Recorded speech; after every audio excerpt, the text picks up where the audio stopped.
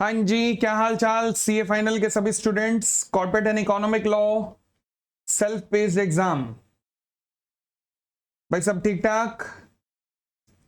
तो हम लोग कर रहे थे वाइंडिंग अप, और वाइंडिंग अप के अंदर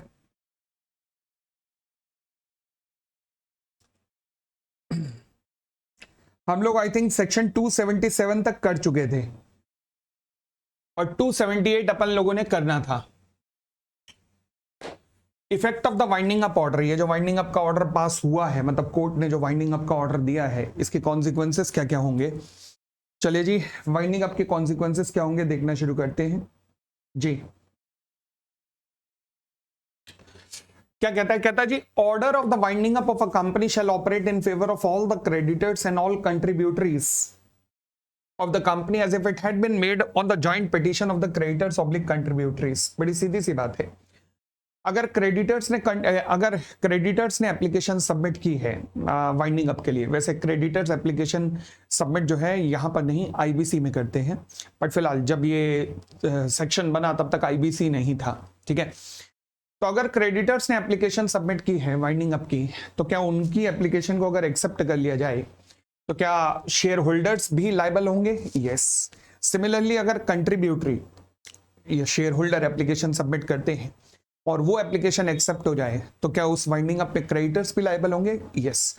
यानी कि ये माना जाएगा, चाहे एप्लीकेशन क्रेडिटर सबमिट करें या कंट्रीब्यूटरी सबमिट करें, माना यह जाएगा कि जॉइंट एप्लीकेशन सबमिट हुई है और वो सबके ऊपर वाइंडिंग अप का ऑर्डर इफेक्टिव रहेगा। सिंपल वर्जन में लिखा हुआ है, where an order for the winding up is passed on an application by the contributory, even the creditors are liable to comply such an order। ठीक है। फिर आता है जी हमारा section 279, stay of the suits etcetera on the winding up order. Okay, पीछे का concept ये है कि देखो जी, जब भी वाइंडिंग अप का ऑर्डर पास होता है तो उसके बाद होता क्या है कि जो भी प्रोसीडिंग्स चल रही हैं किसके खिलाफ, कंपनी के नाम पर, तो वो सारी की सारी रोक दी जाती हैं, क्योंकि अब कोई भी प्रोसीडिंग अगर चलेगी वाइंडिंग अप के बाद तो किसके नाम पर चलेगी? लिक्विडेटर के नाम पर चलेगी।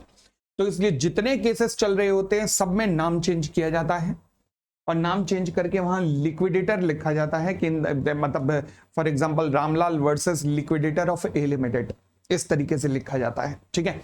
तो 279 का एनालिसिस अगर हम देखें तो क्या कहता है 279 का एनालिसिस, ट्राइब्यूनल ने अगर ऑर्डर पास कर दिया, चाहे वो प्रोविजनल लिक्विडेटर के अपॉइंटमेंट का हो या फिर वाइंडिंग अप का हो, ठीक है जी, तो कोई भी लीगल एक्शन नहीं लिया जाएगा अगेंस्ट द कंपनी। आज के बाद जो भी लीगल एक्शन लेना है वो ट्राइब्यूनल वो लिक्विडेटर के नाम से लिया जाएगा। मगर एक और बात, अगर कोई पेंडिंग केस चल रहा है तो फिर कोई भी प्रोसीडिंग कंटिन्यू नहीं करेगी without the approval of the tribunal. Tribunal क्या करेगा? हर केस का नाम चेंज करवाता है यहां पर, कि अभी तक कंपनी के नाम पर था बट अब लिक्विडेटर के नाम पे करो, तो हर उसका नाम चेंज होता जाता है केस का, ठीक है ना।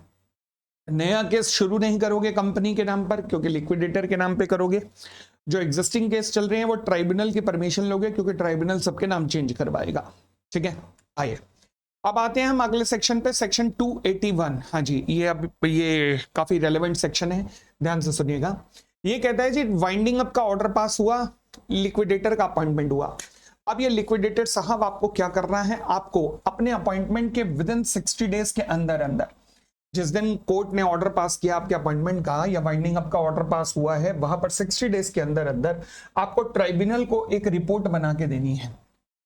रिपोर्ट किन चीजों पर देखना शुरू करते हैं, आइएगा नीचे आइएगा, रिपोर्ट किन चीजों पर बना के देनी है। चले, liquidator with in 60 days, liquidator with in 60 days tribunal को रिपोर्ट देगा किस चीज पर? पहला, कंपनी की एसेट्स की जानकारी देगा, एसेट्स की लोकेशन बताएगा, वैल्यूएशन बताएगा, उनकी कितनी है, ये सब 60 दिन के अंदर अंदर होगा। ये report by the liquidator important है काफी। लायबिलिटीज की इंफॉर्मेशन देगा, ये भी बताएगा कि लायबिलिटी सिक्योर्ड नेचर की है, सिक्योरिटी क्या है, कंटिंजेंट लायबिलिटी है तो कितनी है, कैपिटल की इंफॉर्मेशन देगा, होल्डिंग सब्सिडरी कंपनीज की इंफॉर्मेशन देगा, कंपनी के पास अगर कोई इंटेलेक्चुअल प्रॉपर्टी राइट है लाइक पेटेंट, कॉपीराइट, ट्रेडमार्क, इन सब की इंफॉर्मेशन देगा, कहां से कितना पैसा आना है इसकी इंफॉर्मेशन देगा, लीगल केसेस की इंफॉर्मेशन देगा, और कंट्रीब्यूटरी मतलब कंट्रीब्यूटरी की डिटेल देगा कि कंट्रीब्यूटरी से कितना अमाउंट पेंडिंग है, मतलब मेंबर से कितना अमाउंट पेंडिंग है, ये सारी डिटेल देगा। ठीक है, जब ये सारी रिपोर्ट ट्राइब्यूनल के पास चली जाएगी तो ट्राइब्यूनल क्या करेगा, उसके बाद टाइम फिक्स करेगा for the completion of the winding up.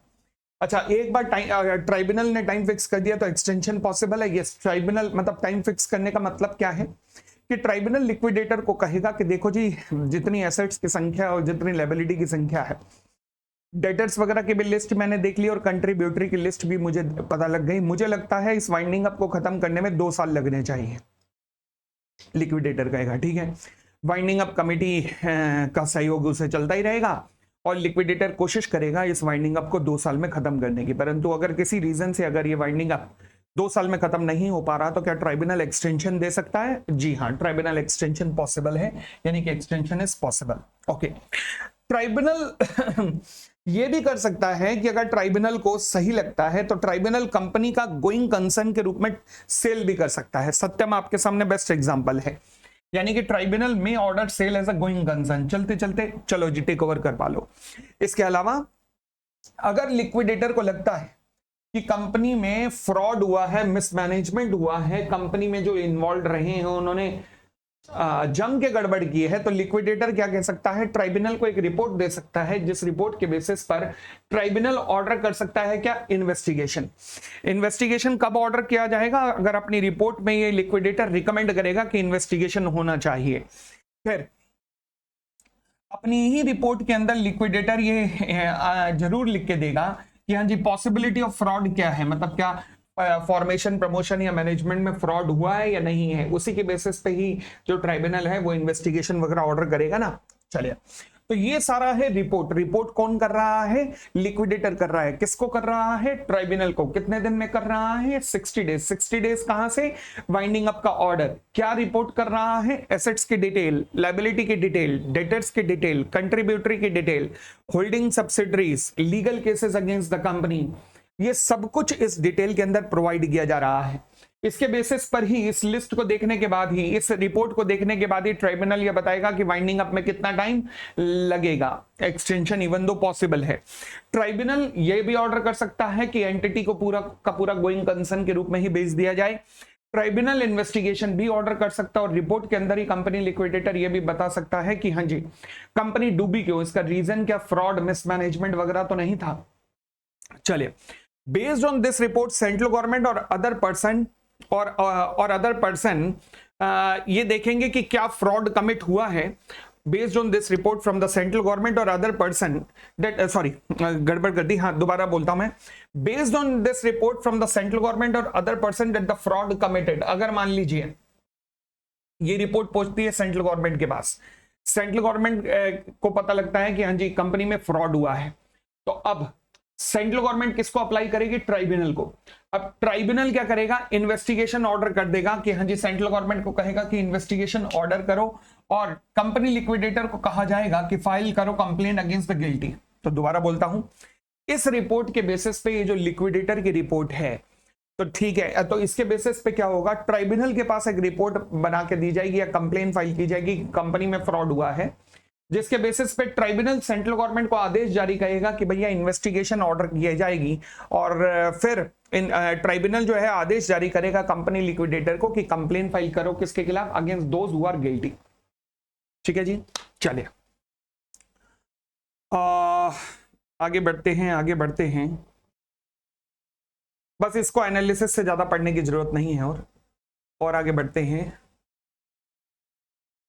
हाँ जी, अब आते हैं directions of the tribunal on the report of the company liquidator. किस रिपोर्ट की हम बात कर रहे हैं, सेक्शन 281 की ही रिपोर्ट की बात की जा रही है। क्या कहता है,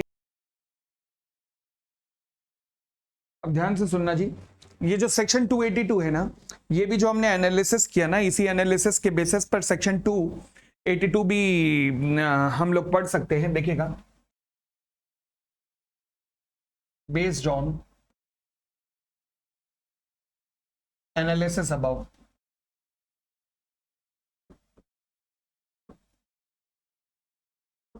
एक बार गो थ्रू करवा रहा हूं सेक्शन 282 को। क्या कहता है 282, कहता है जी, tribunal shall on the consideration of the report from the company liquidator. जो भी लिक्विडेटर से रिपोर्ट आई उसके बाद ट्राइब्यूनल क्या करेगा, फिक्स करेगा time limit within with the entire proceeding shall be completed, और कंपनी का डिसोल्यूशन होना चाहिए। क्या इस लिमिट को एक्सटेंशन पॉसिबल है? Yes, provided that the tribunal may if it is of the opinion at any stage of the proceeding that it will not be advantageous or economical to continue the proceedings. For example, अगर मान लीजिए मैं जल्दबाजी करी तो मुझे assets को बड़े सस्ते दामों पर बेचना पड़ेगा वहीं अगर मैं थोड़ा सा टाइम और मिल जाए मुझे 5-6 महीने का, तो शायद एसेट्स की मुझे अच्छी कीमत मिल सकती है। तो यानी कि ये इकोनॉमिकल नहीं है जल्दबाजी करना, तो थोड़ा वेट करना ज्यादा सही रहेगा। तो ट्राइब्यूनल क्या कर सकता है? रिवाइज कर सकता है time limit with in which the entire proceeding shall be completed and company to be dissolved, that is extension may be allowed by the tribunal. आगे, tribunal may on the examination of the report submitted by the company liquidator या फिर central government या फिर किसी और person के sorry company liquidator के report के बेसिस पर, and after hearing the company liquidator, creditors, contributory और अदर इंटरेस्टेड पर्सन ऑर्डर कर सकता है कि कंपनी को गोइंग कंसर्न के रूप में बेच दिया जाए। मतलब एज इट इज कंपनी को जैसे सत्यम को बेचा वैसे उठा के बेच दिया जाए। ओके, फॉर एग्जांपल सत्यम,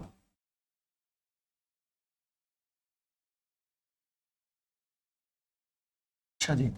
इसके अलावा अगर मान लीजिए ट्राइब्यूनल को रिपोर्ट रिसीव होती है, किससे रिसीव होती है? कंपनी लिक्विडेटर से या फिर सेंट्रल गवर्नमेंट से या फिर any other person like inspector वगैरह से, कि भैया कंपनी में फ्रॉड हो रहा है, fraud has been committed in respect of the company. ये कीवर्ड है सबसे, फ्रॉड हैज बीन कमिटेड। तो ट्राइब्यूनल ऑर्डर करेगा इन्वेस्टिगेशन। ट्राइब्यूनल ऑर्डर इन्वेस्टिगेशन कहां पर करता है? 213 में। 213 के अंदर ट्राइब्यूनल ऑर्डर करता है इन्वेस्टिगेशन, बट इन्वेस्टिगेशन होता कहां है? 210 में। 210 में इन्वेस्टिगेशन कौन करता है? Central government. ठीक है, तो यानी कि tribunal shall order for the investigation under section 210, और 210 में इन्वेस्टिगेशन की जब रिपोर्ट बनती है तो कौन से सेक्शन में इन्वेस्टिगेशन की रिपोर्ट है? 208 या 223? द आंसर इज 223, 223 में, क्योंकि 208 की रिपोर्ट तो इंस्पेक्शन एंड इंक्वायरी के बेसिस पे बनती है। 223 की जो रिपोर्ट है वो सभी प्रकार के इन्वेस्टिगेशन के बेसिस पे बनती है। तो यानी कि जो 223 में रिपोर्ट बनी होगी उस पर ट्राइब्यूनल क्या करेगा? देखो सबसे पहले क्या हुआ, ट्राइब्यूनल को एक रिपोर्ट सौंपी गई, चाहे कंपनी लिक्विडेटर ने सौंपी हो या सेंट्रल गवर्नमेंट ने।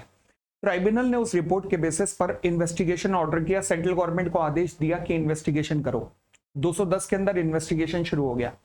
अब इन्वेस्टिगेशन की रिपोर्ट आई, इन्वेस्टिगेशन की रिपोर्ट कहां बनती है? 223 में। 223 में जब रिपोर्ट बनती है तो उसके बेसिस पे क्या होता है? प्रोसिक्यूशन शुरू होता है। कहां पर? 224 में।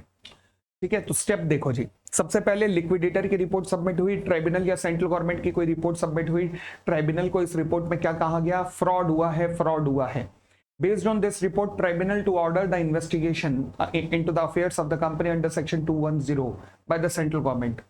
Therefore, thereafter, a report would be prepared as per section 223 and would be submitted to the central government. And based on that report, the prosecution will proceed under section 224. सब कुछ सेम, सब कुछ स्टेप बाय स्टेप आ रहा है। And on the consideration of the report of such investigation, it may pass order or direct the company liquidator to file a criminal complaint against the person who were involved in the commission of the fraud, who are involved in the commission of the fraud। यानी कि यहां पर liquidator को आदेश जारी किया जा सकता है क्या? कि भैया आप प्रोसिक्यूशन की कार्यवाही शुरू कर दीजिए। कंप्लेन मतलब फाइल करना मतलब प्रोसिक्यूशन शुरू हो जाना। यानी कि based on the report under section 223 prosecution proceeding is possible under section 224। ठीक है, आगे बढ़े। Tribunal may order for taking such step and measure as may be necessary to protect the value of the assets। मान लीजिए अगर किसी asset पे चार दीवारी करनी है, किसी पे मैनेजर वगैरह बिठाना है तो वो भी बिठाया जा सकता है। Tribunal may pass such order, such other order और direction as it may considered fit. चलिए, ये मेरे लिए रेलेवेंट ज्यादा नहीं है। और अब एक बार पूरे का पूरा सेक्शन में रिकॉल कर देता हूं, देखेगा। हालांकि इसका एनालिसिस हम ऊपर कर चुके हैं। पहला पॉइंट क्या कहता है? जब रिपोर्ट सबमिट होगी कंपनी लिक्विडेटर की विद इन 60 डेज, तो based on that report tribunal क्या करेगा? टाइम लिमिट फिक्स करेगा with in with the winding up shell be completed. क्या अगर इकोनॉमिकल लगता है या एडवांटेजियस लगता है for the benefit of the company है, तो क्या ट्राइब्यूनल इसको एक्सटेंशन दे सकता है? 60 डेज को दे सकता है। ट्राइब्यूनल क्या कंपनी को गोइंग कंसर्न के रूप में बेच सकता है? बिल्कुल बेच सकता है, आदेश जारी कर सकता है। फिर रिपोर्ट के बेसिस पर क्या ट्राइब्यूनल इन्वेस्टिगेशन ऑर्डर कर सकता है? यस। उसके बेसिस पर क्या फिर फर्दर एक्शन यानी कि कंप्लेन वगैरह फाइल कराई जा सकती है? यस। उस रिपोर्ट के बेसिस पर? यस। फिर उसके बाद ट्राइब्यूनल और भी स्टेप पास कर सकता है, किस लिए? To preserve the assets of the company, यानी कि कंपनी के एसेट्स की वैल्यू को सलामत रखने के लिए जो भी ऑर्डर सही लगेगा वो ट्राइब्यूनल पास कर सकता है। लो जी, फिर आता है जी हमारा section 283, custody of the companies property. Section बड़ा आसान सा लग रहा होगा मगर बहुत तेल निकलेगा इसके अंदर, अभी देखना क्या कहता है जी सेक्शन 283। पहले आ जाइएगा इसकी सेक्शन 283 की समरी जो तैयार है, वहां 283 की समरी पे आ जाइएगा। पहले समरी से पढ़ते हैं ये क्या कहना चाह रहा है। हाँ जी, शुरू करूं? आइएगा सीधा समरी पे आइएगा। पहले कहता है जी, मान लीजिए ट्राइब्यूनल के पास वाइंडिंग अप की पिटीशन सबमिट हुई और इस पिटीशन के बेसिस पे ट्राइब्यूनल ने एक ऑर्डर पास किया। कौन सा ऑर्डर पास हो सकता है? शायद ये पॉसिबल हो कि प्रोविजनल लिक्विडेटर के अपॉइंटमेंट का ऑर्डर हो, या फिर ये भी पॉसिबल है कि वाइंडिंग अप का ऑर्डर हो। वाइंडिंग अप का भी ऑर्डर हो सकता है या फिर प्रोविजनल लिक्विडेटर के अपॉइंटमेंट का भी ऑर्डर हो सकता है। ठीक है जी। अब खैर जो भी ऑर्डर पास हुआ, लिक्विडेटर का अपॉइंटमेंट हुआ, लिक्विडेटर क्या करेगा? स्टेप नंबर 1, एक उसको रिपोर्ट 60 दिन में सबमिट करनी है, तो उससे पहले क्या करेगा? सारी एसेट्स की जानकारी लेगा और सभी के सभी एसेट्स को अपनी कस्टडी के अंदर ले लेगा। सभी के सभी एसेट्स को अपनी कस्टडी में ले लेगा। अगर आपको याद हो तो लिक्विडेटर के आते ही कंपनी के जितने ऑफिसर डायरेक्टर हैं सारे सस्पेंड हो जाते हैं। मतलब सारा नियंत्रण किसके हाथों में आ गया? कंट्रोल कंपनी का, लिक्विडेटर कंपनी। लिक्विडेटर का सबसे पहला कर्तव्य क्या बनता है कि पहले कस्टडी ऑफ एसेट लेगा, मतलब सारी एसेट्स के ऊपर अपना कंट्रोल करता है। हम लोगों को जब इंसॉल्वेंसी प्रोफेशनल की ट्रेनिंग दी जाती है तो उस टाइम हमें सिखाया जाता है कि स्टेप नंबर 1 सबसे पहले क्या करना है कि आपने क्या करना है, जिस दिन भी आप चार्ज लोगे उस दिन जो सिक्योरिटी एजेंसी लगी हुई है पुरानी, उसको इमीडिएटली हटाओ और नई सिक्योरिटी एजेंसी का अपॉइंटमेंट करना है। दूसरा, इमीडिएटली फाइनेंस डिपार्टमेंट से चेकबुक मंगाओ, और चेकबुक अगर डायरेक्टर्स के नाम पे लिखी गई है, बैंक के पास इमीडिएटली लेटर भेजो कि आज के बाद कोई भी चेकबुक, ये वाला चेक कोई भी वैलिड नहीं होगा जब तक कि अब मेरे साइन नहीं होंगे। ये हमारा दूसरा स्टेप होता है। तो ये सबसे खतरनाक 2 स्टेप्स होते हैं जहां पर लिक्विडेटर के आने के बाद भी डायरेक्टर लूटपाट मचाते रहते हैं। तो इसलिए ध्यान रखा जाता है कि बैंक अकाउंट्स पे पहले लिक्विडेटर का नियंत्रण हो जाता है और जितने गोडाउन है उन सब पे सिक्योरिटी एजेंसी इसकी अपॉइंट हो जाती है। पुरानी सिक्योरिटी एजेंसियां हटा दी जाती हैं ताकि डायरेक्टर्स कोई फ्रॉड ना कर पाए। ठीक है, चलिए। तो इसलिए लिखा है कि अपॉइंटमेंट ऑफ लिक्विडेटर होने के बाद सबसे पहले वो प्रॉपर्टी को अपनी कस्टडी में लेगा। उसके बाद ये जो कस्टडी है ये लिक्विडेटर की कस्टडी नहीं है, ये कस्टडी किसकी मानी जाएगी? ट्राइब्यूनल की कस्टडी मानी जाएगी। उसके बाद कंपनी लिक्विडेटर एक एप्लीकेशन फाइल करता है, किसको? ट्राइब्यूनल को। अच्छा, इस एप्लीकेशन के बाद ट्राइब्यूनल क्या करेगा? ट्राइब्यूनल आदेश जारी करेगा कंट्रीब्यूटरीज को, ट्रस्टीज को, रिसीवर्स को, बैंकर्स को, कंपनी के ऑफिसर्स को और हर उस व्यक्ति को जिसके पास भी कंपनी से जुड़ा कुछ भी पैसा, प्रॉपर्टी है, डॉक्यूमेंट है, वो सारी चीजें कंपनी को लौटा दे। सब चीजें कंपनी को लौटा दो। एक जनरल ऑर्डर पास हो जाएगा कि मतलब चाहे आप एम्प्लॉय हो, ऑफिसर्स हो, कंट्रीब्यूटरी हो, बैंकर हो, रिसीवर हो, कुछ भी हो, इमीडिएटली हम आपको आदेश देते हैं कि सब कुछ वापस कर दिया जाए फोर्थविथ, या फिर कुछ टाइम दिया जा सकता है, ट्राइब्यूनल के ऊपर डिपेंड करेगा। हम नहीं कह सकते कि कोई भी मनी, प्रॉपर्टी जो भी उनकी कस्टडी में है, जो कि कंपनी से बिलोंग करता है, सब कुछ कंपनी को लौटा दिया जाए। ठीक है जी। सेक्शन 283 ये है जी सेक्शन 283। बट सेक्शन 283 अपने आप से समझने से कुछ नहीं होगा।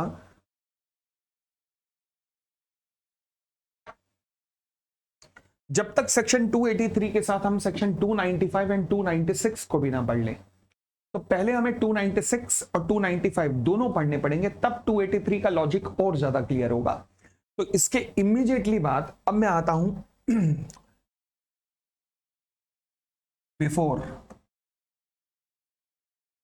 This analysis refer section 295 and section 296। मतलब इसके एकदम बाद पहले 295 और 296 प्लीज देख लो। 295 और 296 देख के आपके कॉन्सेप्ट बनेंगे, रट्टाफिकेशन नहीं आएगा, कॉन्सेप्ट बनेंगे। देखो आएगा 295 296 पे आते हैं, उनके एनालिसिस के साथ में उन्हें पढ़ेंगे। 295 296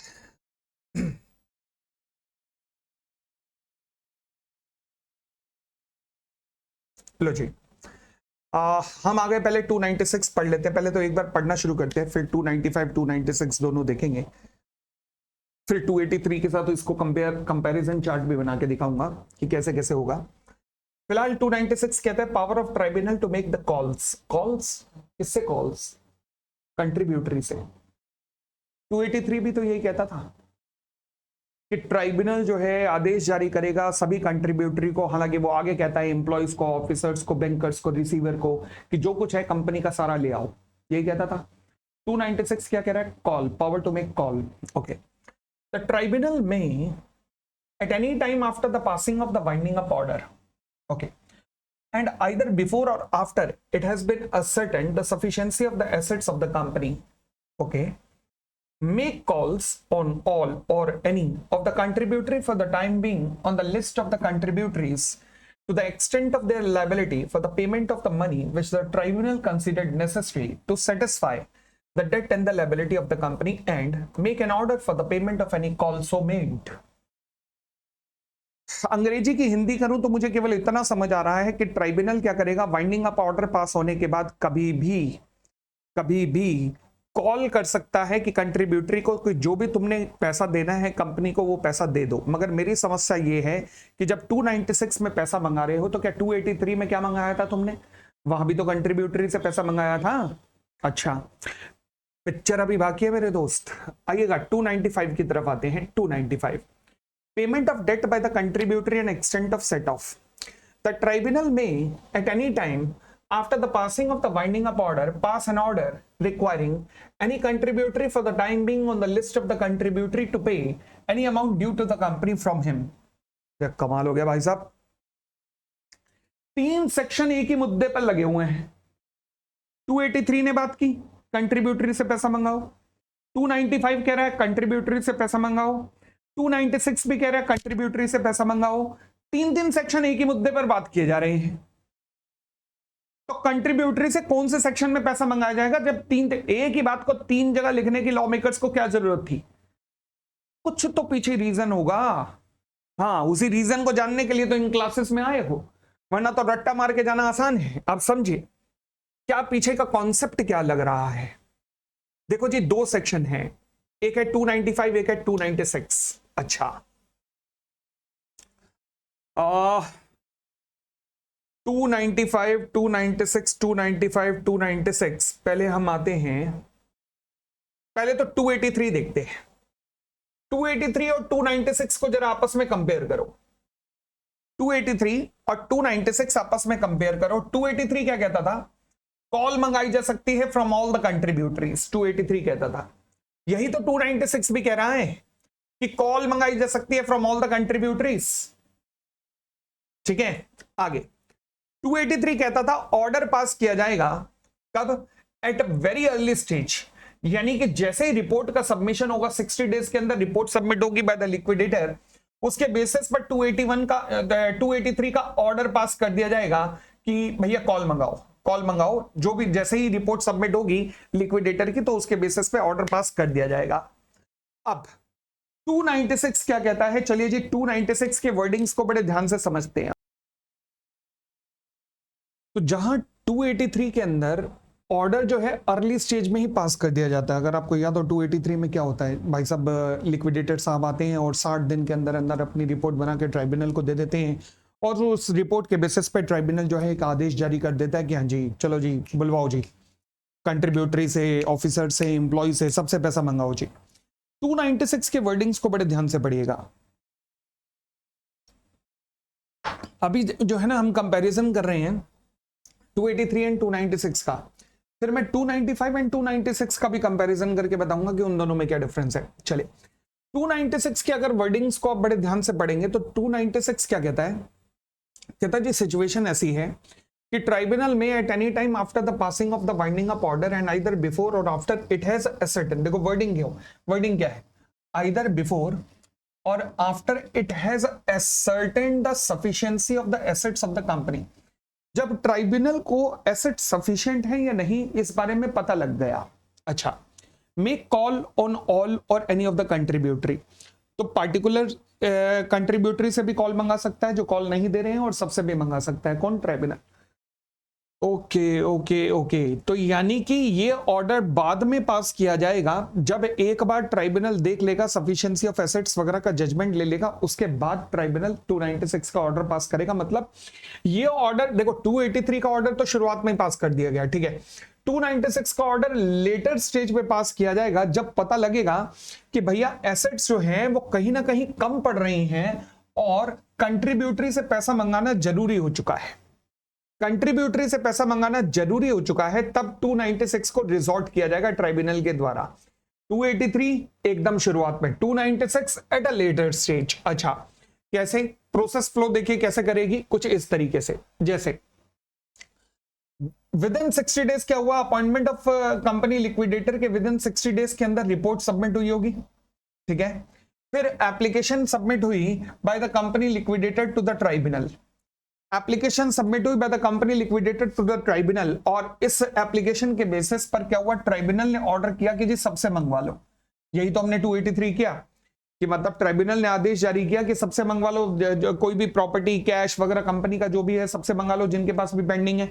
अच्छा, later on when the assets become ascertained, जब एसेट एसर्टेंड हो गई कि हाँ जी इतनी एसेट्स हैं और कुछ और एसेट्स चाहिए टू पे ऑफ द लायबिलिटी, तो फिर कंट्रीब्यूटरी जो बचे हुए हैं जिन्होंने पहली कॉल के बावजूद भी पैसा नहीं दिया, जिन्होंने ट्राइब्यूनल के कहने के बावजूद भी पैसा नहीं दिया, अब उनको कहा जाएगा लाओ जी पेमेंट कर दो 296 के अंदर, 296 के अंदर पेमेंट कर दो।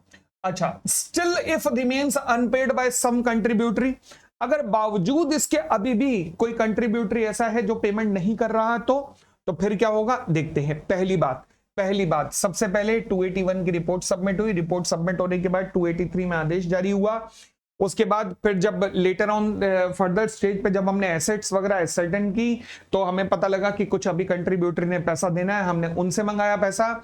अब हम पहले 295 के दर्शन करने आते हैं, आइएगा 295 क्या कहता है, 295 ये रहा 295। ओके, अब 295 क्या कहता है कहता है जी ट्राइब्यूनल में at any time after the passing of the winding up order pass an order requiring any contributory, मतलब अब हम पार्टिकुलर पे आ गए हैं, उस पार्टिकुलर कंट्रीब्यूटरी पे जो कि पैसा नहीं दे रहा है, यानी कि उस पार्टिकुलर कंट्रीब्यूटरी पे आ गए हैं जो कि पैसा नहीं जमा करा रहा है, यानी कि यहां ऑल की बात नहीं हुई, यहां उस पार्टिकुलर व्यक्ति की बात हुई है जो कि पैसा जमा नहीं करा रहा है। Any contributory for the time being, जो कि लिस्ट ऑफ कंट्रीब्यूटरी में है पर जिसने अभी तक पैसा नहीं दिया है उसको कह सकते हैं कि जमा करा भाई पैसा। अच्छा, तो 283, 296 और 295 को जोड़ दूं तो मेरा कैसे बना, स्टेप बाय स्टेप कैसे चलूंगा मैं। सबसे पहले कंपनी लिक्विडेटर अपॉइंट हुआ, 60 दिन के अंदर रिपोर्ट बनी, उस रिपोर्ट के बेसिस पर जब ट्राइब्यूनल ने आदेश जारी किया 283 में कि भाई सबसे पैसा मंगा लो, बावजूद इसके अगर कुछ लोगों ने पैसा नहीं दिया, बाद में एसेट्स इनसफिशिएंट लग रही थी, ट्राइब्यूनल ने कहा भाई उनको बोलो पैसा दें सबको, जो भी लोग रह गए हैं, ऑल और एनी। अब भी मान लीजिए कुछ ऐसे कंट्रीब्यूटरी हैं जो अब भी पैसा नहीं दे रहे हैं, तो फिर उनसे 295 में आदेश जारी किया जाएगा उन पार्टिकुलर लोगों से। 283 all, 296 all, 295 any particular contributory.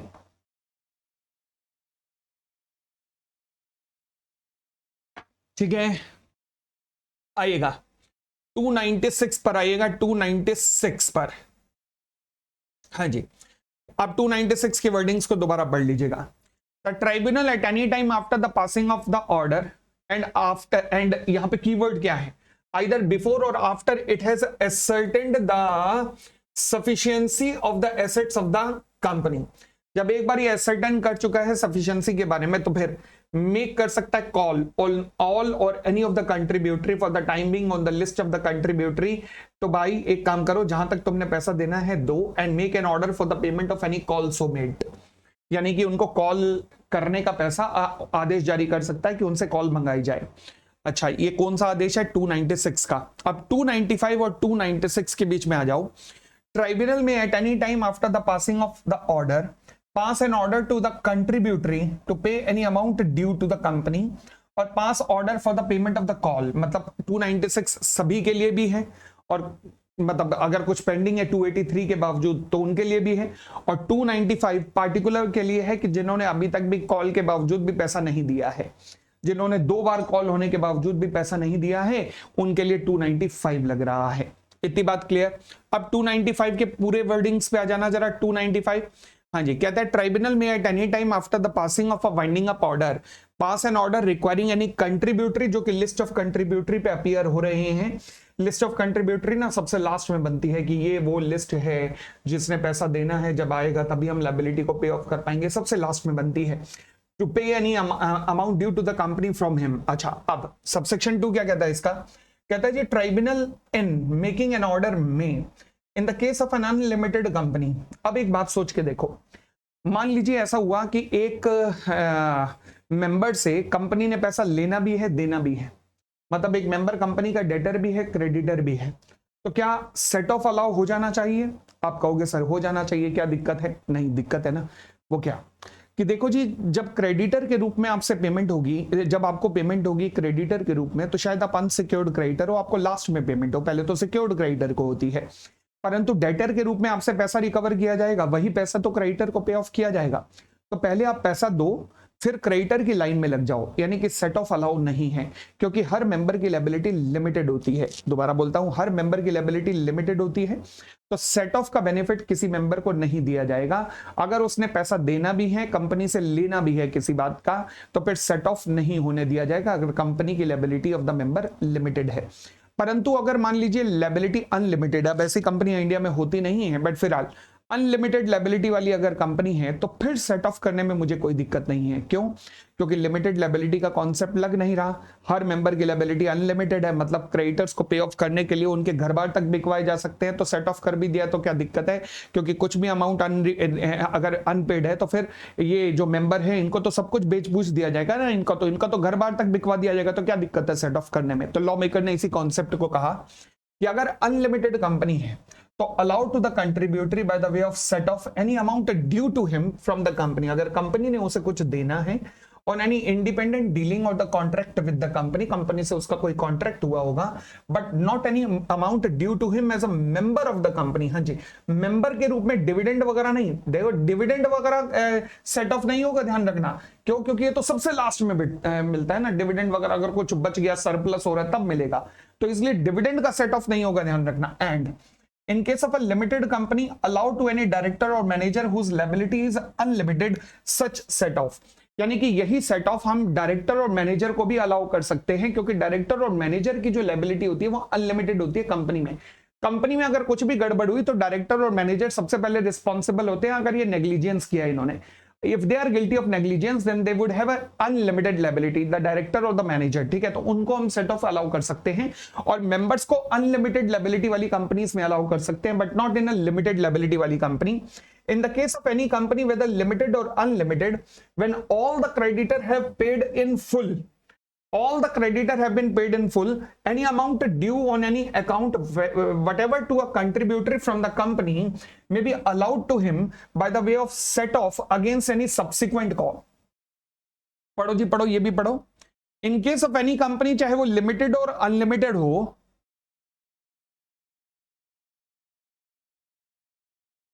सारे क्रेडिटर को अगर पैसा दिया जा चुका है, when all the creditor have been paid in full, any amount due on any account whatever to a contributory, अगर कंट्रीब्यूटरी को कोई अमाउंट पे होना है फ्रॉम द कंपनी, अच्छा, may be allowed to him by the way of set off against any subsequent call. मतलब सारे creditor को पेमेंट होने के बाद अगर कंपनी की तरफ से उसको कुछ पे किया जाना है कंट्रीब्यूटरी को, तो क्या रह गया? डिविडेंड। ओके, डिविडेंड को हम एडजस्ट कर सकते हैं, अगर उससे कोई कॉल मंगानी है, पेंडिंग कॉल है, तो डिविडेंड को पेंडिंग कॉल में से एडजस्ट किया जा सकता है। डिविडेंड को जो पैसा देना है उसे लेने वाले पैसे से सेट ऑफ कर सकते हैं, कोई दिक्कत नहीं है। सबसेक्शन 2 की तरफ जरा ज्यादा ध्यान देना। सबसेक्शन 2 आएगा, सबसेक्शन 2 पर ये 295 का एनालिसिस है। कहता है जी अगर अनलिमिटेड वाली लायबिलिटी वाली कंपनी है तो क्या होगा? सेट ऑफ अलाउड है in respect of the money due to him by the company, but कोई सेट ऑफ अलाउ नहीं है in respect of the dividend, यही लिखा है। लिमिटेड लायबिलिटी वाली कंपनी में तो ये अलाउ नहीं किया, तो फिर सेट ऑफ अलाउ है केवल डायरेक्टर और मैनेजर को, क्योंकि उनकी लायबिलिटी लिमिटेड होती है। इसको एग्जांपल के टर्म्स में देखें तो ए लिमिटेड एक कंपनी है, limited by shares, call to be made from 100 member at the rate of 6 per share, ठीक है। Amount due to them as commission, ये 100 मेंबर को कमीशन भी देनी थी। अच्छा, क्या सेट ऑफ अलाउ है? नहीं। आपने जो इन्हें कमीशन देनी है ये एक कंपनी की अनसिक्योर्ड लायबिलिटी है, ये सबसे लास्ट में पे होगी, बट पहले पैसा तो आने दो, एसेट्स आएंगी तभी तो लायबिलिटी की पेमेंट होगी, तो सबसे पहले पैसा मंगाओ।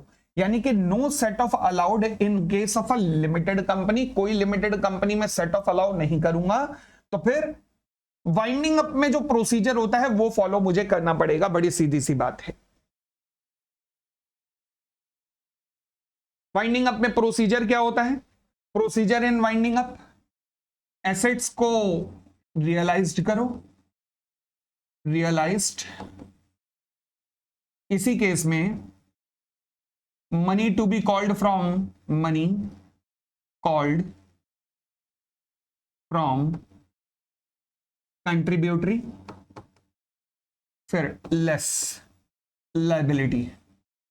लायबिलिटी में सबसे पहले सिक्योर्ड लायबिलिटी और फिर अनसिक्योर्ड लायबिलिटी, और ये जो कमीशन वाले हैं तो ये तो वैसे ही अनसिक्योर्ड लायबिलिटी के अंदर आएंगे ना भाई, ठीक है।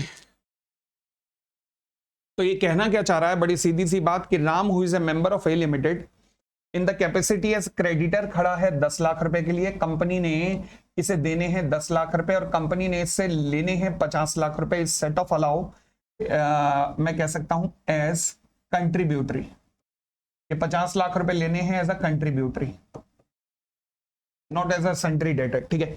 सेट ऑफ अलाउ देखो जी, अगर liability of the member company की अनलिमिटेड है तो सेट ऑफ अलाउ है, लिखा हुआ है ऊपर, कोई दिक्कत नहीं, परंतु लायबिलिटी ऑफ मेंबर अगर लिमिटेड है तो फिर अलाउ नहीं है, क्योंकि पहले तू पैसा दे, फिर सिक्योर्ड को पेमेंट करने के बाद फिर तुझे अनसिक्योर्ड में हम पेमेंट करेंगे, अगर कुछ बच गया तब देंगे। ये था जी मेरा 295।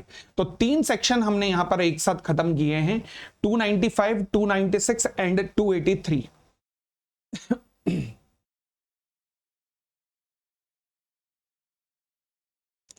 295 एक बार दोबारा बोल रहा हूं, 295 सबसे पहले क्या कहता है, आदेश जारी करता है ट्राइब्यूनल की अगर किसी का लिस्ट ऑफ कंट्रीब्यूटरी बन चुकी है तो लिस्ट ऑफ कंट्रीब्यूटरी जो पैसा नहीं दे रहे हैं, लिस्ट ए या लिस्ट बी कंट्रीब्यूटरी जो भी उसे आप कहते हो, उनसे पैसा मंगाया जा सकता है।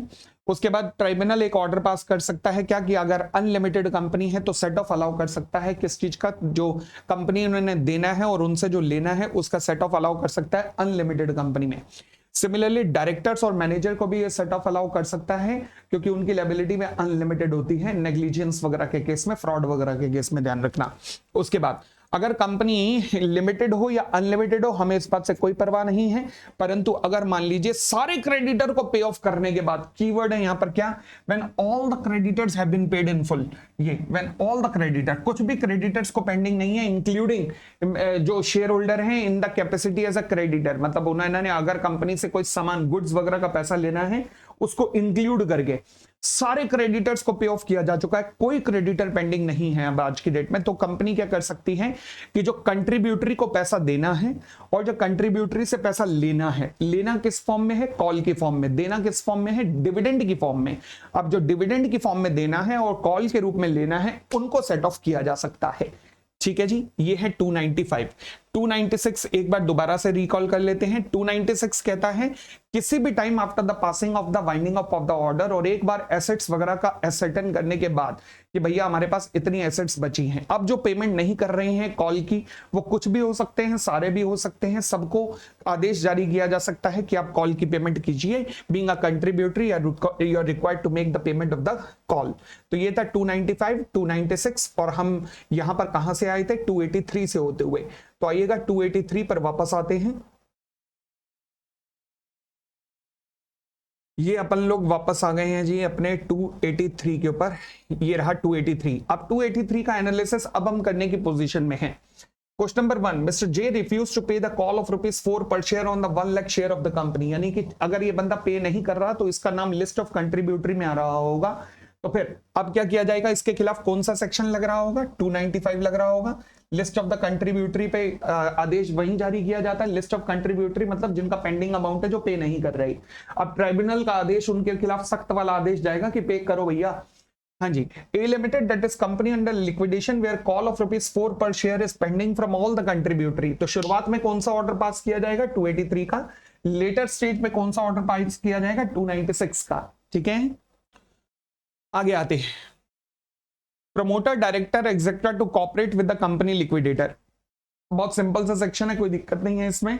क्या कहना चाह रहा है कि भैया वाइंडिंग अप की प्रक्रिया में अगर कोई भी प्रमोटर डायरेक्टर एग्जीक्यूटिव है तो वो कंपनी लिक्विडेटर को अगर कोई भी इंफॉर्मेशन वगैरह चाहिए तो वो उसे सपोर्ट करेंगे। मतलब इतना सिंपल सेक्शन, अब क्या कहूं, फिर भी थोड़ी सी समरी लिखवा दूंगा। The promoter director officer employees who are or have been in the employment of the company or acting or associated with the company shall, ये कीवर्ड्स मार्क करते जाना, extend full cooperation to the company liquidator।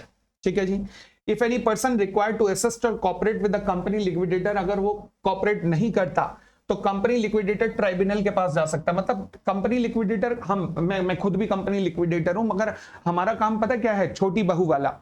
ये छोटी बहू जो है ना, बार बार सास को जाके कंप्लेन लगाती है कि ना देखा क्या कर रही है, देखा बड़ी वाली आप ही की चहेती है, मान नहीं रही मेरा कहना। तो फिर हमारा काम वो छोटी बहू वाला है। मतलब आप समझ लेना कि छोटी बहू मतलब वो, मैं एकता कपूर के सीरियल से प्रभावित होकर कर रहा हूं।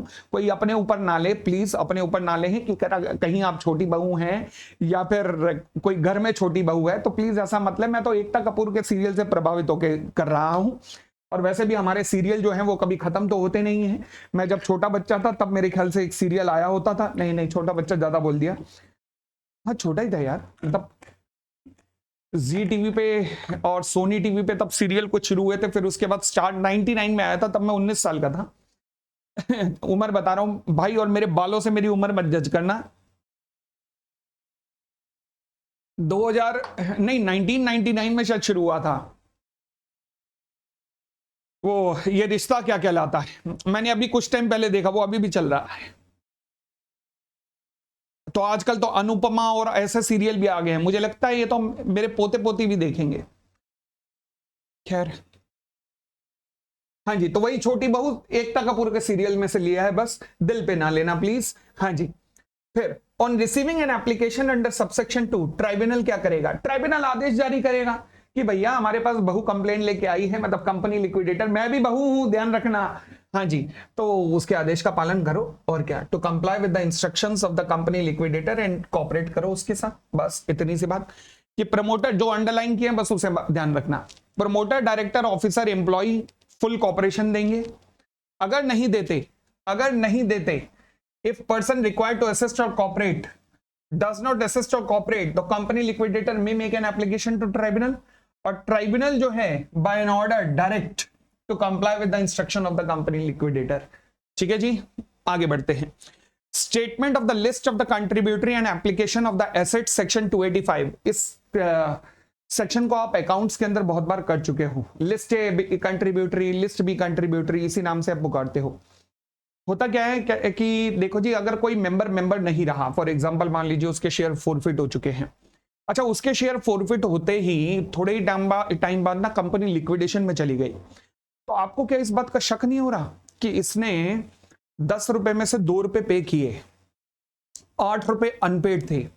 मतलब out of 10 he has just manage to pay 2 rupees and ₹8 was outstanding, और rather than paying those 8 rupees, what he has done कि इसने कंपनी को कहा कि मेरे शेयर फॉरफिट कर दो।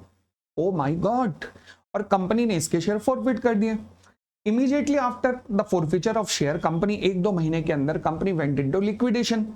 एक शक की सुई तो मुझे आ रही है, घूम रही है वो क्या दिमाग में, कि शायद इसे ना पता था कि कंपनी की हालत खराब है, शायद इसे पहले ही पता था ये बात का कि कंपनी की हालत खराब है, तभी पैसा देने की बजाय इसने कंपनी को कहा फॉरफिट कर लो, ताकि जितना डूब रहा है उतना तो डूबे, मगर एडिशनल तो मत डूबे।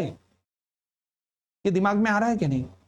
लॉ मेकर को भी ये बात दिमाग में आई और इसलिए उन्होंने इससे निपटने के लिए एक सेक्शन बनाया 285, जिसमें कहा गया कि अगर आप मेंबर हैं और आपने अपने शेयर का फोरफीचर करा दिया और अभी अनपेड था उन पे अमाउंट, आपके फोरफीचर के बाद with in 1 year company liquidation में चली गई।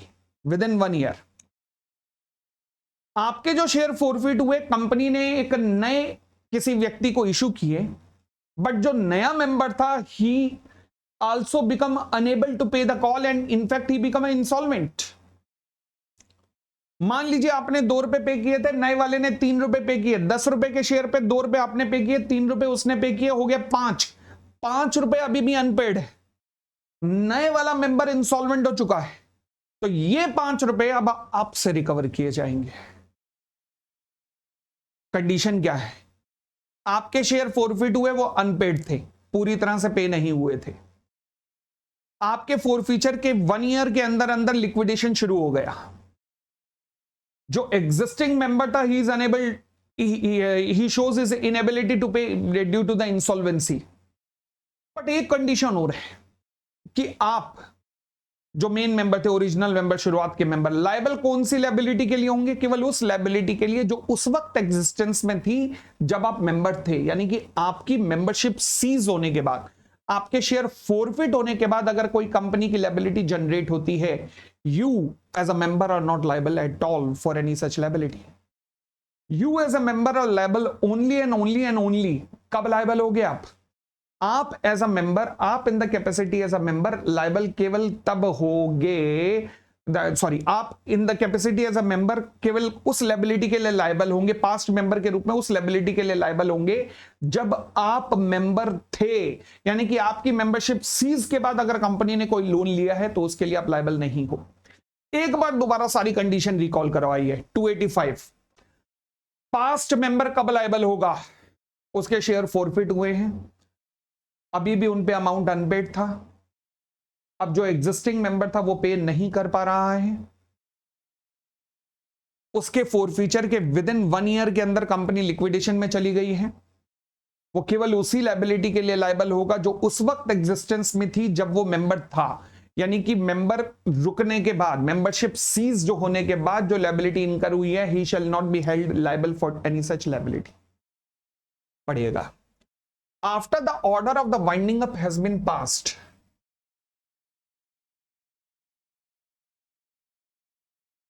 the tribunal to settle or finalize the list of the contributory. ठीक है। Any person shall continue to remain liable as a past contributory. List A contributory, list B contributory कहते हैं ना, if the company goes into winding up within 1 year from the date on which he ceases to be a member. The present member is unable to pay and liability of the past contributory shall be to the extent of the liability incurred up to the date of the membership. ये शायद अपने accounts में भी पढ़ा होगा। जनवरी 2020 nominal value थी 10 रुपए, paid up value थी 3 रुपए। फरवरी 2020 mister A ceased as a member, date is forfeiture of share, and company reissued their shares to the new shareholder who paid additional ₹1 per share. मतलब एडिशनल 3 रुपीज इसने पे किए थे, 1 रुपीज और तो हो गए 4 रुपीज। अगस्त 20 में new member unable to pay the balance amount, और यहां पर मुझे लिखना पड़ेगा company into winding up. Company winding up में चली गई। अब कंपनी वाइंडिंग अप में चली गई है, new member unable to pay. Now mister A shall be liable to pay which liability? हाँ जी, कितनी लायबिलिटी के लिए वो लायबल है? 3 रुपए इसने पे किए, 4 रुपए, 1 रुपया नए मेंबर ने पे किया, 4 रुपए out of 10, 4 rupees has been paid, तो ₹6 still remaining for the liability in existence. मगर इस लायबिलिटी के लिए जो इस वक्त एग्जिस्टेंस में थी, कब? फरवरी 2020 तक, यानी कि इस डेट से पहले वाली लायबिलिटी के लिए, प्लीज मेक श्योर, इस डेट से पहले वाली लायबिलिटी के लिए ही शैल बी लायबल। तो यानी कि फरवरी 2020 से पहले की लायबिलिटी तक की लायबिलिटी, मतलब up to the date of his cessation, for the liability in existence as on February 2020. Thus, for any liability which occurred after Feb 20, Mr. A shall not be liable. यानी कि जब वो cessation of membership हुआ उसके बाद वो liable नहीं है. मैं लिख देता हूं, that is after his cessation he is not liable. तो maximum liability of mister A क्या होगी? 6 रुपए, बट प्रोवाइडेड ये उसी लायबिलिटी के रिस्पेक्ट में पे करेगा जो कि जब ये था मेंबर तब था, तब की लायबिलिटी है, उसके बाद की नहीं.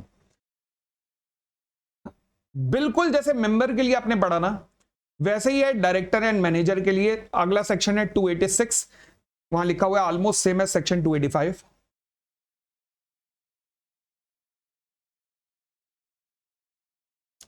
जब मैं कहता हूं ना लिमिटेड लायबिलिटी की कंपनी है, तो लिमिटेड लायबिलिटी का मतलब होता है हर मेंबर की लायबिलिटी लिमिटेड है. कहां तक लिमिटेड है? जहां तक उसके पास शेयर्स हैं वहां तक लिमिटेड है. बट ये लायबिलिटी लिमिटेड है मतलब ये कॉन्सेप्ट लगता है किसके लिए? केवल मेंबर्स के लिए अप्लाई होता है. Limited liability concept is applicable only and only for the members. ठीक है.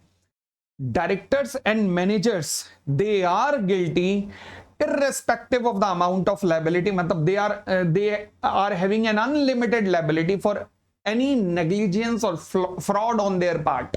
तो यानी कि इनकी लायबिलिटी पे कोई लिमिट नहीं होगी. ये जो लॉ में लिखा हुआ है उस सारी लायबिलिटी की पेमेंट इन्हें करनी पड़ेगी. यानी कि कोई इनकी लायबिलिटी के ऊपर लिमिट नहीं होगी. किसके ऊपर? डायरेक्टर और मैनेजर के ऊपर. अब मैं कहता हूं एक व्यक्ति डायरेक्टर था या मैनेजर था, उसने ऐसे गुल खिलाए कंपनी के अंदर कि डायरेक्टरशिप से रिजाइन किया. उसे पता था कंपनी डूबने वाली है, डायरेक्टरशिप या मैनेजर से रिजाइन करके चला गया. With in 1 year company winding up में चली गई.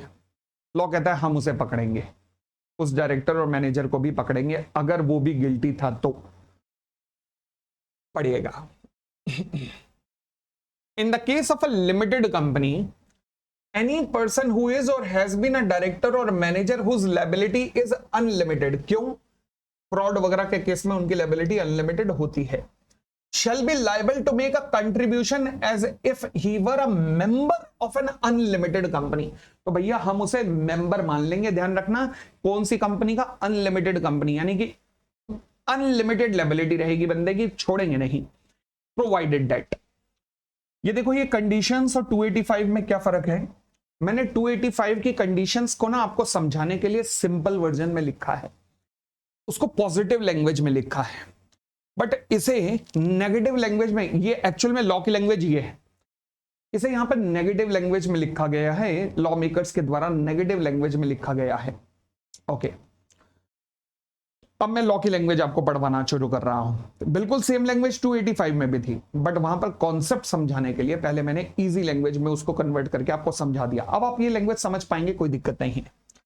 A person who has been a director, provided that a person who has been a director or manager shall not be liable to make further contribution if he has ceased to hold office for a year or upward after the commencement of winding up. यानी कि अगर मैं कह सकता हूं कि उसके cessation के बाद वो डायरेक्टर और मैनेजरशिप छोड़ गया, अगर winding up within 1 year हो गया then he is liable. But winding up 1 year और आफ्टर हुआ then he is not liable. यही कहना चाह रहा हूं, कोई दिक्कत तो नहीं. तो यानी कि मैं कह सकता हूं not liable if winding up कब हुआ है? मोर देन और equal to 1 year after cessation.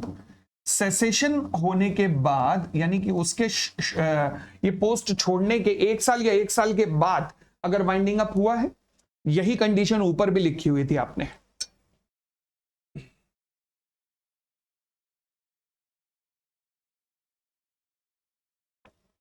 But इसे पॉजिटिव लैंग्वेज में लिखा था कि कंपनी वाइंडिंग अप में जा रही है विद इन 1 ईयर. इसका मतलब कंपनी अगर वाइंडिंग अप में 1 ईयर, विद इन 1 ईयर नहीं, 1 ईयर और आफ्टर जा रही है, then he is not liable as a past member. Same directorship या मेंबर या मैनेजरशिप से आपने छोड़ा और कंपनी वाइंडिंग अप में जा रही है, if he has ceased to hold office for a year और अपवर्ड. ठीक है. सेकेंड कंडीशन देखिएगा, a person who has been a director or manager shall not be liable to make such further contribution in respect of any debt or liability of company contracted after he ceased to hold the office. जब आपने अपना office छोड़ दिया उसके बाद अगर company ने कोई लायबिलिटी इनकर किया उसके बाद उसके लिए you can not be held liable. Thus you are liable only up to the date जब आपके पास ये डायरेक्टरशिप या मैनेजरशिप थी. यही लैंग्वेज तो ऊपर भी है. Liability of the past contributory shall be to the extent of liability incurred up to the date of membership. ठीक है. अच्छा, सी कंडीशन यहां पर डिफरेंट है क्योंकि वहां पर सी कंडीशन क्या है, present member is unable to pay. तो यहां पर ऐसा नहीं कह सकते कि present director is unable to pay. ना पिछले डायरेक्टर भी लायबल है, आज वाले भी लायबल हैं. सारी लायबिलिटी को पे ऑफ करना पड़ेगा, क्रेडिटर्स को पे ऑफ करना पड़ेगा. तो इसलिए आज वाले और पिछले सब लायबल होंगे. सी कंडीशन कहता है जी subject to the article of the company. Subject to the article of company का मतलब है कि आर्टिकल को सम्मान देना है, आर्टिकल के हाथ जोड़ने हैं कि क्या लिखा है आर्टिकल में. अच्छा, अ डायरेक्टर और manager shall not be liable to make such further contribution, okay, unless the tribunal deems it necessary to require the contribution in order to satisfy the debt and liability of the company. Oh, बड़े ध्यान से पढ़ना, इसे बड़े ध्यान से पढ़ना.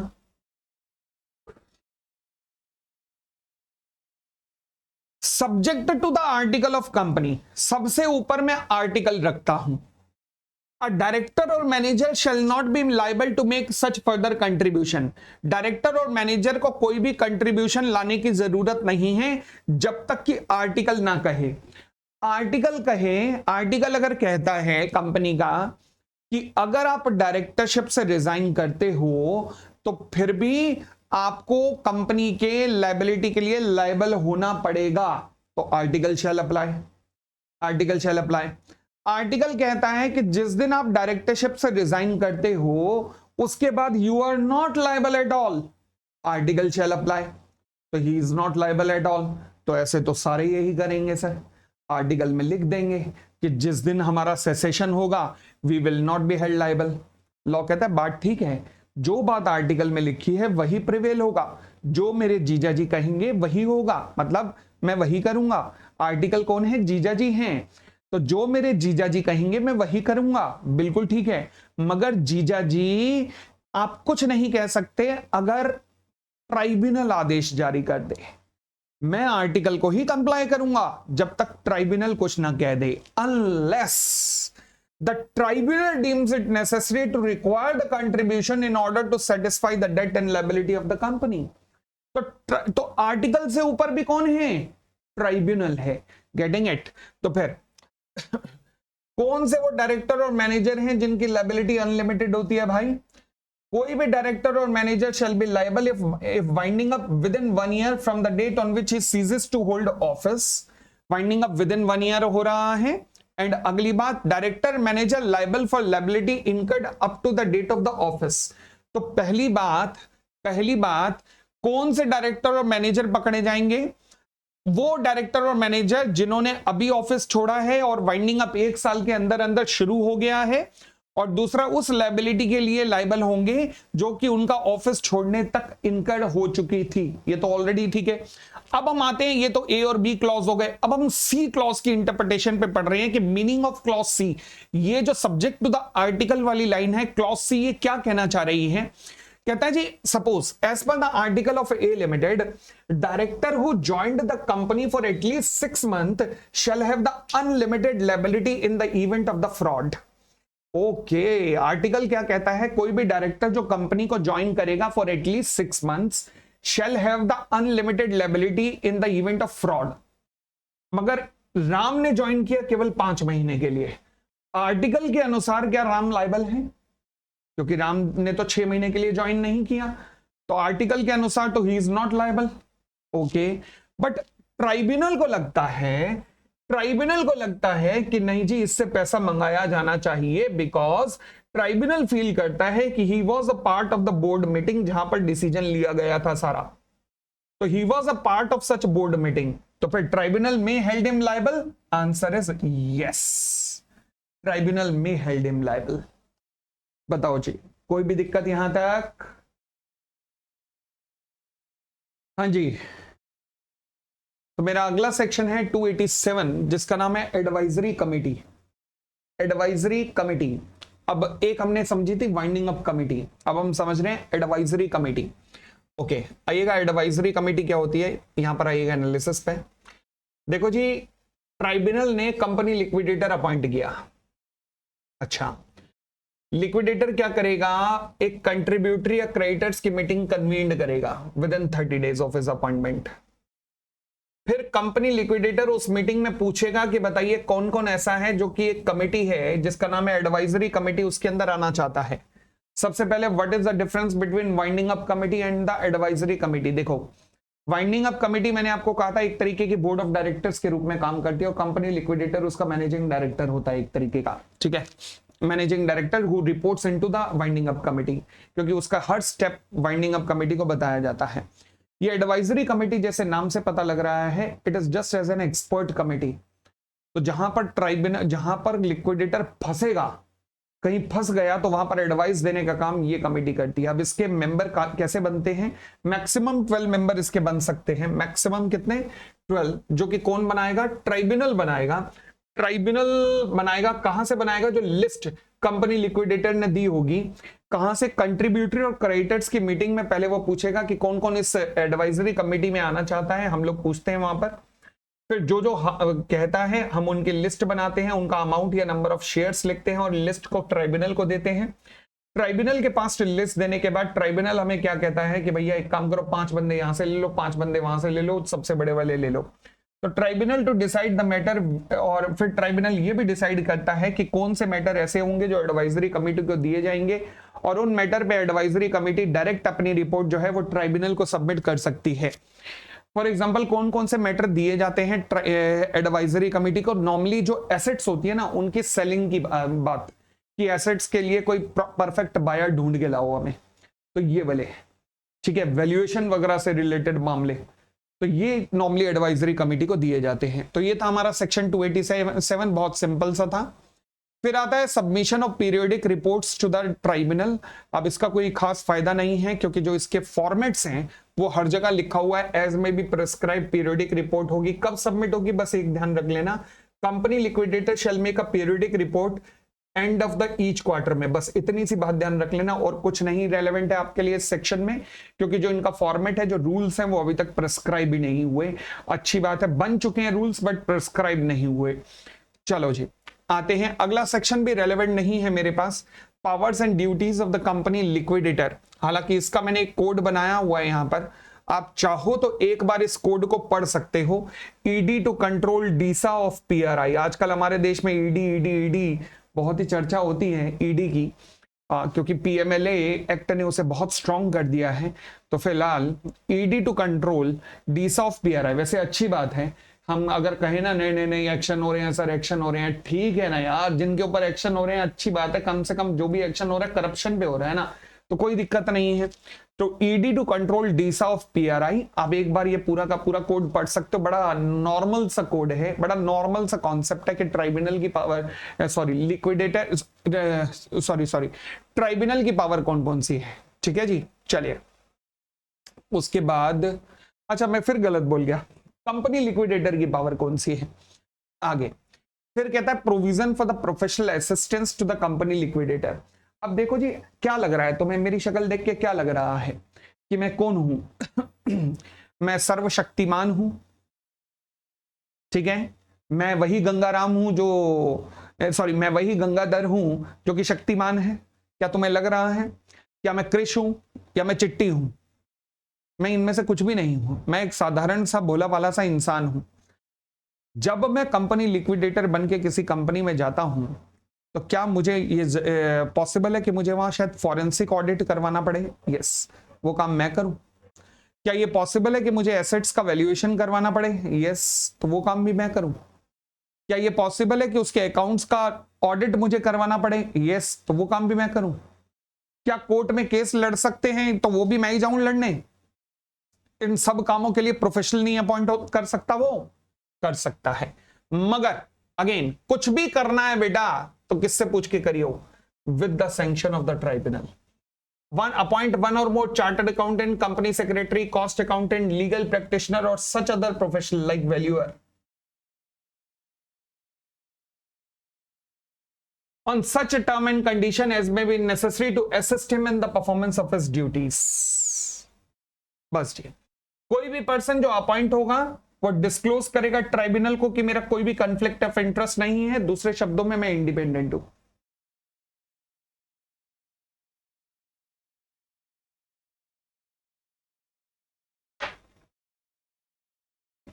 ठीक है जी।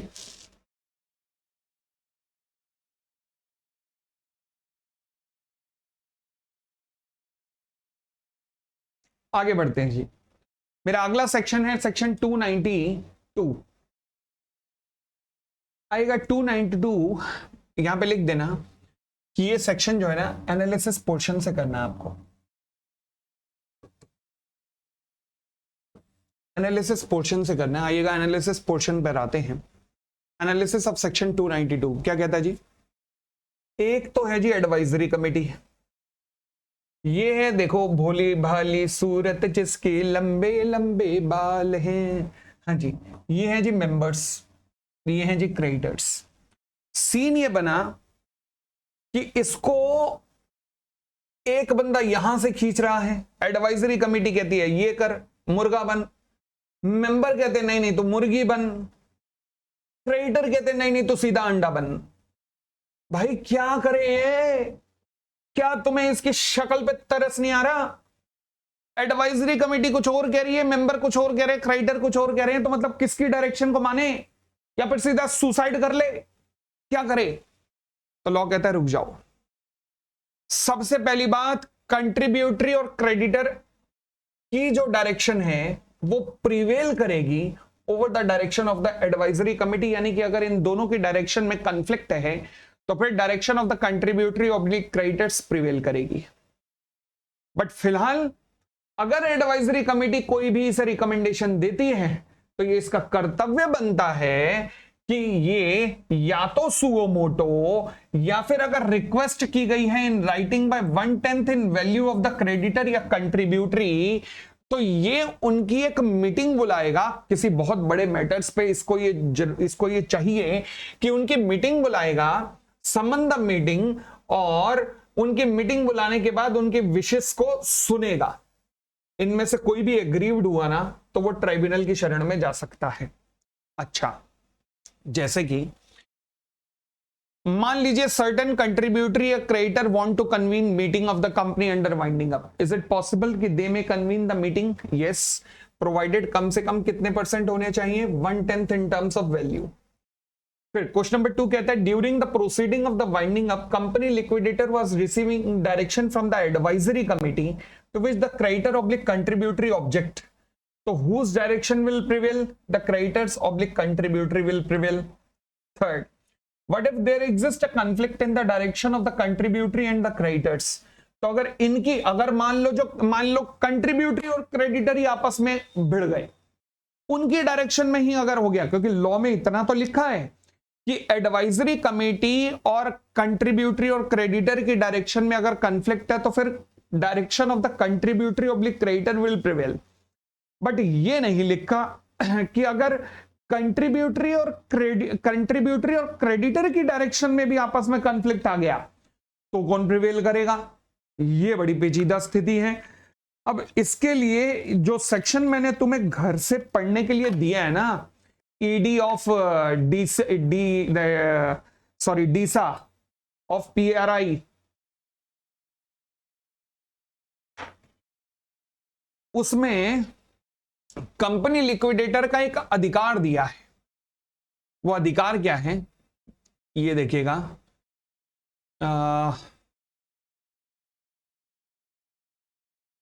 ये किसके कंट्रोल में काम करता है कंपनी लिक्विडेटर? ट्राइब्यूनल के। ओके, उसके बाद ए applied to the tribunal for such a direction or order as may be necessary for the winding up of the company। Tribunal के कंट्रोल में काम करता है और कोई भी डायरेक्शन लेने के लिए ट्राइब्यूनल के पास जाएगा। समझ गए कॉन्सेप्ट को? तो यानी कि अगर कंट्रीब्यूटरी और क्रेडिटर की डायरेक्शन में आपस में कॉन्फ्लिक्ट हुआ तो फिर एज पर सेक्शन 290 ही में apply to the tribunal for direction. I hope it is clear. आइए एक बार पढ़ लेते हैं इस सेक्शन को, क्या कहता है, पढ़िएगा। पहला पॉइंट कहता है company liquidator shall in the administration of the assets of the company and distribution thereof among its creditor have regard to any direction which may be given by the resolution of the creditor or contributory at any general meeting or by the advisory committee। सबकी सुनेगा, सबकी सुनेगा। अरे any direction given by the creditor or contributory at the general meeting shall in the case of a conflict be deemed to override any direction given by the advisory committee। Okay, next, the company liquidator may summon the meeting of the creditor or contributory whenever he think fit for the purpose of ascertaining their wishes and shall summon such meeting at such time as the creditor or contributory as the case may be, may by a resolution direct or wherever requested in writing to do so by not less than 1/10 in value of the creditor or contributory।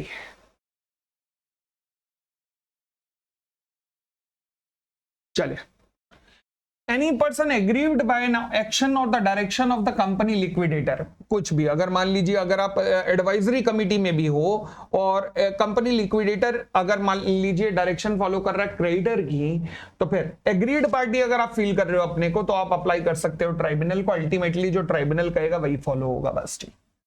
Ultimately tribunal की ही चल रही है। तो ये था जी हमारा पिद्दू सा section 292। इसके बाद वाला और भी छोटा सेक्शन है, नाम है जिसका 293, books to be kept by the company liquidated. Section 293 books to be kept. Okay, वो कहता है जी वो बुक्स बनानी पड़ेंगी वाइंडिंग अप के अंदर जो भी प्रेस्क्राइब्ड होंगी। अभी तक प्रेस्क्राइब्ड नहीं हुई तो मेरे लिए सेक्शन रेलेवेंट नहीं है, ठीक है। आते हैं 294, audit of the company liquidators account. Audit of the company liquidators account, ये क्या कहता है जी, देखेगा। सेक्शन 294 को भी अपन लोग एनालिसिस से करते हैं, आइएगा एनालिसिस पे। हाँ जी, कहता है जी कंपनी लिक्विडेटर को मेंटेन करनी पड़ेंगी regular books of accounts in the winding up, जो कि अभी प्रेस्क्राइब नहीं है, including receipt and payment account उसमें जरूर आना चाहिए। ये बुक्स ऑफ अकाउंट ट्राइब्यूनल को सबमिट होंगी at least twice in a year in the prescribe form in the duplicate. अभी तक कोई फॉर्म नहीं है, पुराने फॉर्म चल रहे हैं, तो इसलिए ज्यादा रेलेवेंट नहीं है इस सेक्शन भी। The tribunal shall cause the account, बस इस लाइन के लिए पढ़वा रहा हूं कि tribunal shall cause the accounts to be audited, मतलब कंपनी लिक्विडेटर बुक सबमिट करेगा, ट्राइब्यूनल उनका ऑडिट करवाएगा। रियल लाइफ में ट्राइब्यूनल के पास ना लिस्ट ऑफ द ऑडिटर पड़ी होती है। जब आप ऑडिटर बनना चाहोगे तो आप ट्राइब्यूनल में अपना इंपैनलमेंट करवा सकते हो, तो वहां फीफो बेसिस पे लिखा जाता है। फॉर एग्जांपल कंपनी अगर छत्तीसगढ़ की है तो छत्तीसगढ़ में जिनको अभी तक नहीं मिला है काम, उन ऑडिटर्स को दिया जाता है, मतलब ट्राइब्यूनल फीफो बेसिस पे देना शुरू करता है काम, ठीक है। आगे, upon the audit company liquidator इस रिपोर्ट को फॉरवर्ड कर देगा, जो भी ऑडिट रिपोर्ट हुई है। अगर मान लीजिए सेंट्रल गवर्नमेंट या स्टेट गवर्नमेंट मेंबर है गवर्नमेंट कंपनी की, तो उनको फॉरवर्ड कर देगा, सेंट्रल गवर्नमेंट या स्टेट गवर्नमेंट को फॉरवर्ड कर देगा। इसके अलावा रजिस्ट्रार को, अच्छा रजिस्ट्रार के पास जो आपने बुक्स भेजी हैं, मतलब ऑडिटेड फाइनेंशियल भेजे हैं, they are open to inspection by the creditor, contributory और पर्सन इंटरेस्टेड, ठीक है। इसके अलावा printed copy of the accounts और summary thereof by the post to हर क्रेडिटर एंड एवरी कंट्रीब्यूटरी को भी भेजी जाएगी। जो भी फाइनेंशियल स्टेटमेंट है ना, उसकी एक समरी कि इतने हमारे क्रेडिटर हैं, इतनी एसेट्स हैं, इतने आज के डेट में डेटर्स रह गए हैं अभी, तो उन सब की भी एक समरी इन सबको भी भेजी जाती है। तो यानी कि ऑडिट खत्म होने के बाद लिक्विडेटर अपनी ऑडिट, ये जो लिक्विडेट ऑडिट रिपोर्ट है, ये सेंट्रल गवर्नमेंट स्टेट गवर्नमेंट को भेजेगा अगर वो मेंबर है गवर्नमेंट कंपनी के केस में, रजिस्ट्रार को भेजेगा जो कि ओपन फॉर इंस्पेक्शन, और समरी जो है उसकी वो हर कंट्रीब्यूटरी या क्रेडिटर को भी भेजी जाती है। उसके बाद 295 हम कर चुके हैं, 296 हम कर चुके हैं, फिर आते हैं 299 पर। 299